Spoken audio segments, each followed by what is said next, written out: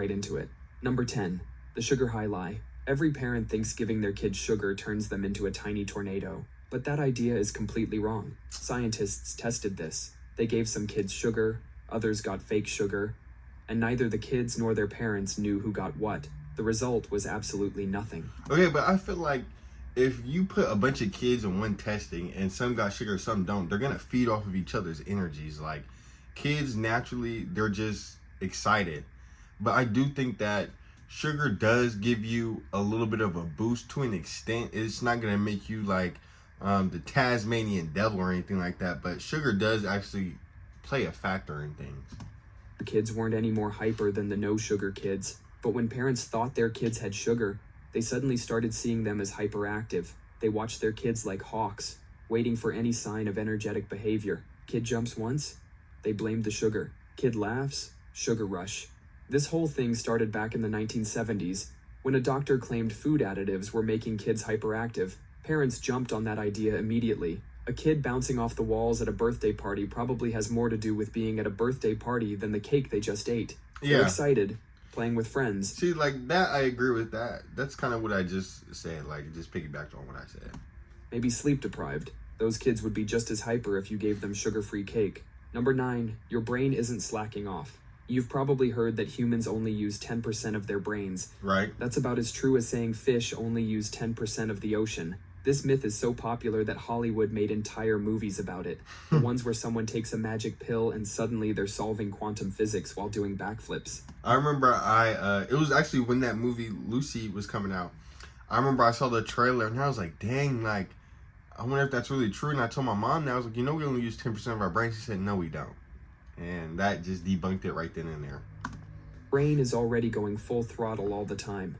Scientists can watch brains light up in real time using special scanners, and they see activity everywhere. Man, especially if you're an overthinker, like your brain is on overdrive all day, every single day. Like we might be using 100, but the overthinkers, they probably use like 200. Like that brain is working. So I wonder if overthinkers are the smartest people in the world, because you gotta think about it. And follow me here. You're overthinking, that means you're overanalyzing everything. So you're taking everything into consideration so you can make a smarter decisions in life. Shout out to the overthinkers out there. Even when you're sleeping, your brain is working. It's controlling your breathing, managing your heartbeat, and replaying embarrassing memories. Your brain only makes up 2% of your body weight, but this overachiever uses 20% of your body's energy. That's like having a tiny space heater that eats all your electricity. If 90% of your brain was really doing nothing, evolution would have removed it ages ago. Nature doesn't keep useless stuff around. That is very What true. happens when any tiny part of the brain Never thought gets about it damaged. that way.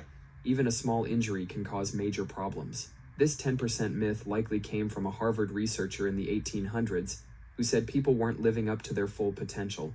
Then someone misinterpreted that to mean we only use 10% of our brains. Number 8. Pennies from heaven won't kill you.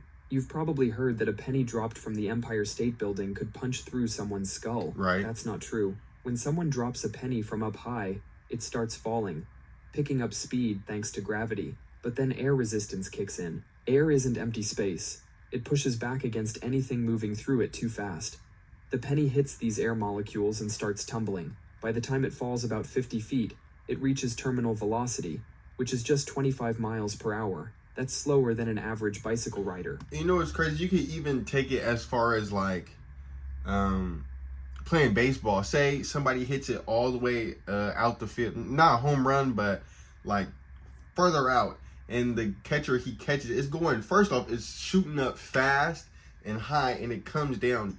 If going based off of their logic, it should technically rip through the glove, but it doesn't. But then again, the Empire State Building is super tall. But even if you drop like a baseball from the Empire State Building, and I'm just down there and I have my hand, it'll probably hurt, but it's not gonna kill me. Being hit by a penny at that speed would feel like someone flicking you. Annoying, but not fatal. If you drop that same penny in a vacuum, like space, it would reach speeds over 200 miles per hour. But down here on Earth, you're more likely to get seriously hurt by a falling ballpoint pen. Those are aerodynamic enough to act like tiny arrows. Number 7. Lightning's repeat offender status. The saying lightning never strikes the same place twice is wrong. The Empire State Building gets hit by lightning around 25 times every year. There was a Dang. park ranger named Roy Sullivan who got struck by lightning 7 different times. Dang. They called him the human lightning rod. He survived all 7 strikes. After the 4th strike, his co-workers started avoiding him during storms. Lightning often hits the same tall objects. But that's insane. Imagine getting struck by lightning, 3 different times? Like, bro, you honestly, either you're Thor or you have the worst luck in the world. Like, it's no in between. It's one of those two. Either you're Thor and you just haven't gone to Asgard, or you just have really bad luck. But I really do wonder what it feels like to get struck by lightning. Like, is it just kind of like a quick little zap? Like, what does that feel like? If any of you guys have gotten struck by lightning or know somebody that got struck by lightning, comment down below and let me know what that feels like. If you're the tallest thing around, like a lone tree in a field, you're basically a target during a storm. Lightning can strike miles away from the actual storm. These are called bolts from the blue because they can come out of a clear blue sky. You could be out there when the sky looks clear, and suddenly lightning strikes. Number 6, Vikings left their horns at home. Vikings never wore horned helmets into battle. This whole horned helmet thing was made up by theater costume designers in the 1800s. They were designing costumes for opera performances and thought horns looked dramatic. They accidentally created one of history's biggest fashion lies. Going into battle wearing something that gives your enemy 2 perfect handles to grab is not practical, or the horns could get stuck on tree branches during a raid. The real Viking helmets that archaeologists have found were plain protective gear, maybe with a note. Yeah, I never thought too much about Vikings having the horns. I just thought it looked cool. Like, it just adds to it. Like, when you see a Viking, I think braided hair, armor, and like a pickaxe, but with like a round thing at the back. You know, almost like, if you guys know Marvel Stormbreaker, like that's what I imagine as a Viking. And like a beard. You can't forget the beard. Oh my goodness, beard. They did find some horned helmets in Denmark, but these were from 3,000 years before the Vikings. These ancient helmets weren't for fighting. They were ceremonial, like an ancient crown. Some opera costume designers from the 1800s likely saw these ancient ceremonial helmets and thought, perfect, let's make the Vikings wear these. Now millions of people think Vikings ran around with horns on their heads. Number 5, your razor isn't making you hairier. You've probably heard that shaving makes your hair grow back thicker and darker. Right. That's complete nonsense. When you shave, you're giving each hair a tiny flat top haircut. Imagine cutting a tree straight across with a chainsaw. That stump feels rougher than the natural tapered end of a branch. Same thing happens with your hair. When it grows back, it feels thicker because you've created thousands of tiny flat-topped hair stumps. Scientists have studied this for decades. They found shaving has 0 effect on your hair growth. Your hair's thickness, color, and growth rate are locked in by your genes. That razor... I mean, I don't know, because the beginning of this year, I cut all my facial hair off. There's no video of me on the internet with it. Like, I wasn't recording videos, so you guys can't go back to it just to see. And, you know, I didn't really have a mustache for real. But I always had the chin hair. Like, that's a given. But, but I never really had a mustache for real. So I even cut off my mustache. And now, like, my mustache is really poking. Like I was noticing that you guys saw the videos. I didn't have a haircut for a minute. Then I just got a haircut recently. I was like, oh, wait, like, you know, like, my mustache is really in. And when I didn't have a haircut, like, the hairs was on my lip. And I was kind of happy. So I think that genuinely does work. But we're going to see, because I'm trying to get, what's this called, like a soul patch? I got maybe 3 hairs and I just cut them off. So let's give it, probably by the end of the year, let's see if I have a little bush or something. Isn't reprogramming your DNA. If shaving really made hair grow thicker, every balding guy would be shaving their head daily. We'd have found the cure for baldness in a can of shaving cream. But Jeff Bezos is still bald, despite being able to afford infinite expensive razors. Okay, but that's just genetics. Like, you lose you start receding, like your hairline starts receding, man or woman. So, and if baldness is in your family, then you're gonna be bald. Like, you shaving isn't gonna make it any better. You get what I'm saying? Like, hopefully, you know, everybody on my dad's side is bald, right? Including my dad. My mom's side, they're all bald except for one of my uncles. So hopefully I get like the genes from my uncle. From my mom's side. That way I can still have my hair. Even though I know my forehead is gonna be like something crazy, but I'll have a low cut, so it'll look better. It persists because the stubble feels convincing when it grows back. It's the same old hair, just with a blunt end. Number 4, swim whenever you want. Your mom probably told you to wait 30 minutes after eating before swimming, warning you'd get cramps and drown. This myth is so widespread, even lifeguards used to enforce it. But there's zero evidence swimming after eating is dangerous. Not a single documented case exists of someone drowning because they ate before diving in. The theory was... I don't think that it was for drowning. I thought it was like so you don't throw up because all that motion. That's like if you eat, so say you eat something heavy and you just go for a run right after, like it's not gonna feel good. Like full sprint run, like or even say you play basketball. After you eat, you're gonna feel heavy and just like you're not gonna feel good. So that's what I thought it was for. I didn't think it was for drowning though. I never heard that. Blood rushes to your stomach for digestion, leaving arms and legs without enough blood, causing cramps. But our bodies can handle both digestion and swimming. You might get a minor cramp if you swim intensely right after a huge meal, similar to running after eating. Yeah. The American Red Cross confirms this isn't a real danger. Competitive swimmers actually eat during their training sessions.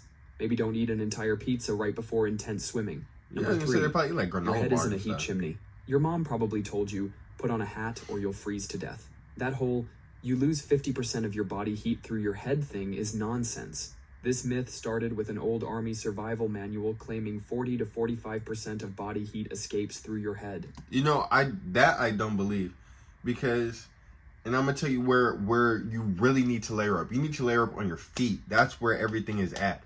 I'll be cold like one day, just at night. Like say it's like winter and my bed is cold and I'm just freezing. Like I could have on pants and a shirt, no socks. I'm freezing. As soon as I put those socks on, I'm perfectly fine and I'm knocked out. Like, or even if I just have socks on and I have shorts on and say it's still cold, those socks, the feet is where it's really at. The feet retains all the heat. But in their test, they dressed people in full winter gear and left their heads exposed. Of course, most heat escaped through their heads. It was the only part not covered. Your head makes up about 10% of your body's surface area, so it can only lose about 10% of your body heat. Heat loss is actually proportional to whatever skin is exposed. Your head might feel extra cold because it has more blood vessels close to the surface, but you're not actually losing significantly more heat there compared to other exposed body parts. The only time this advice actually makes sense is for babies and small kids.